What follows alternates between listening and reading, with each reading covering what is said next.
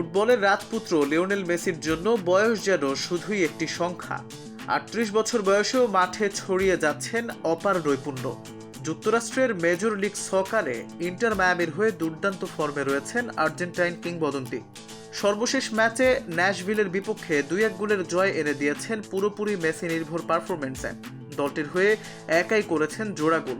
এটি ছিল তার টানা পঞ্চম ম্যাচে জোড়া গোলের কীর্তি, যা MLS-এর ইতিহাসেই নজিরবিহীন। এর আগে মন্ট্রিয়ল, কলম্বাস, পুনরায় মন্ট্রিয়ল এবং নিউ ইংল্যান্ড রেভলিউশনের বিপক্ষেও একই কীর্তি গড়েন তিনি। ম্যাচের প্রথম গোলটি আসে প্রথমার্ধের ১৭তম মিনিটে এক নিখুঁত ফ্রিকিক থেকে। প্রতিপক্ষের ফাউলের পর পাওয়া সেট পিসে মানব প্রাচীরের ফাঁক দিয়ে নিচু শটে বল জড়ান জালে।